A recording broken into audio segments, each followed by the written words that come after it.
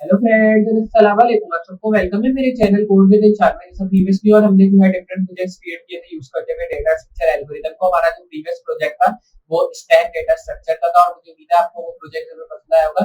तो आज भी जो है हम स्टैक डेटा स्ट्रक्चर का प्रोजेक्ट क्रिएट करेंगे। मतलब ये पिछली तरह वाला प्रोजेक्ट नहीं होने वाला। आज जो हमारा डेटा मतलब जो आज हमारा स्टैक डेटा स्ट्रक्चर का प्रोजेक्ट होगा वो इनपुट और बटन के साथ होगा। मतलब मैं आपको आज बताने वाला हूँ stack data structure with input and button. तो बहुत ही अमेजिंग वीडियो होगी ये। मैं इनपुट और बटन को यूज करते हुए आपको स्टैक डेटा स्ट्रक्चर की सारी चीजें बताऊंगा, आपको सब समझाऊंगा स्टार्ट टू एंड बेसिकली इसको किस तरह इनपुट और बटन के साथ यूज किया जाता है स्टैक डेटा स्ट्रक्चर को। तो मुझे उम्मीद है आपको ये वीडियो जरूर पसंद आएगी जो कि हम डीएसए में जावास्क्रिप्ट के अंदर बनाने वाले हैं। तो अगर वीडियो अच्छी लगे और पसंद आए तो वीडियो को स्टार्ट टू एंड देखिएगा और वीडियो को लाइक कर दिएगा। और अगर चैनल पे नए इस तरह की वीडियोस देखना चाहते हैं चैनल को सब्सक्राइब कर दें और सब्सक्राइब करने के साथ नोटिफिकेशन बेल ऑन करना ना भूलें ताकि मैं कोई भी इस तरह की वीडियो अपलोड करूं उसका नोटिफिकेशन आपको पहले मिले। चलिए स्टार्ट करते हैं अपनी वीडियो से और देखते हैं किस तरह हम ये प्रोजेक्ट क्रिएट करने वाला है और क्या-क्या चीजें इस प्रोजेक्ट में हम इंक्लूड करेंगे स्टार्ट हुआ।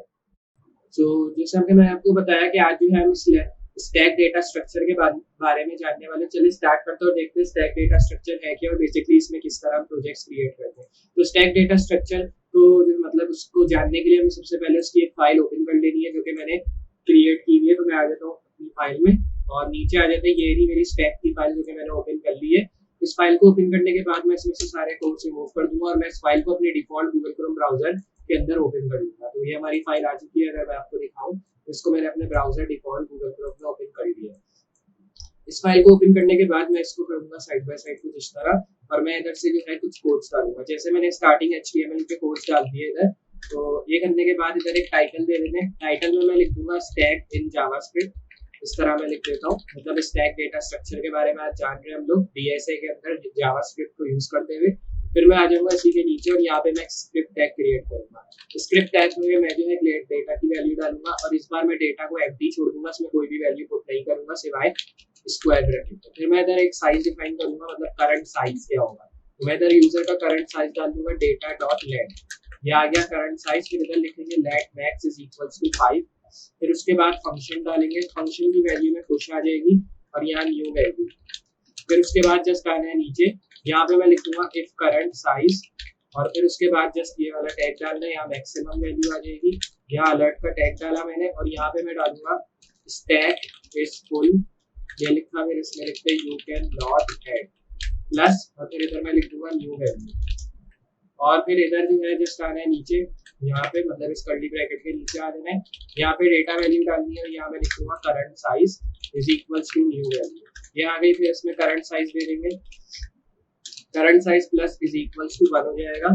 फिर उसके बाद फंक्शन देंगे या पॉपअप देंगे, या आप कह सकते हैं ओनली पॉप डिफाइन कर देंगे। फिर इफ करंट साइज दे देंगे इधर और अब जो मैं करंट साइज दूंगा वो 0 दे देंगे ये टैग डाल के। फिर इसमें करंट साइज दे देंगे डैश इज इक्वल्स टू 1 हो जाएगा। फिर डेटा डॉट लेंथ दे देंगे इधर जो कि is equals to current size, ये लिख दिया। फिर इसमें क्लोज कर देंगे और यहाँ पे एल्स की वैल्यू आ गई अलर्ट।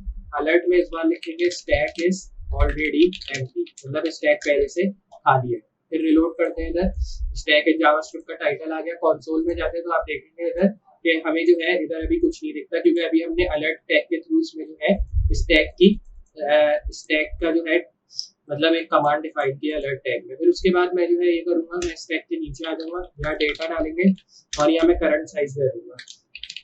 यहाँ न्यू वैल्यू डाल देंगे करंट साइज के साथ और यहाँ मैं जो अपना करंट साइज दे दूंगा वो इक्वल टू 1 हो जाएगा। फिर इसमें फंक्शन पॉप की वैल्यू आ गई।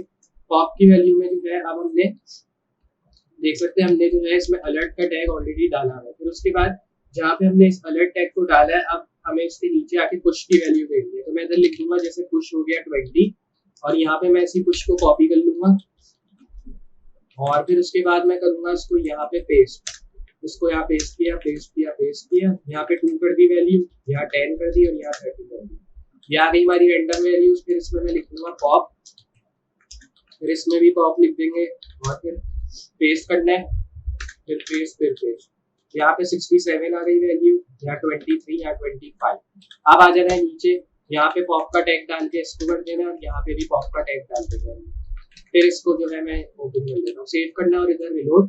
तो अब आप देखेंगे हमें जो है इधर अभी वैल्यू शो नहीं हो रही है क्योंकि हमने ऑलरेडी इधर ये टैग डाला है। अगर मैं एक काम करूँ, अगर मैं इसको रिमूव कर दूँ जो पॉप वैल्यूज हमने डाली है तो आप देखेंगे अगर मैं इसमें डेटा करंट वैल्यू डालता हूँ तो यहाँ पे आपको जो आपकी करंट वैल्यू है वो शो हो जाएगी। फिर इसमें मैं कंट्रोल जी प्रेस करूंगा तो इधर आप देखेंगे अगर मैं आपको फ्रंट पे दिखाऊं तो इधर हमें करना है रिलोड। फिर इसको मैं इंस्पेक्ट पे जाके देखूंगा तो आप देखेंगे कंसोल पे जैसे ही हम आते हैं तो इधर हमें अभी कुछ डेटा डिफाइन नहीं होता क्योंकि हमने इसमें जो है अभी बॉन्ड का टैग डिफाइन नहीं किया। तो मैं इधर लिखता हूँ कंसोल डॉट बॉन्ड और यहाँ डेटा। फिर उसके बाद यहाँ एक हेडिंग भी दे देते हैं।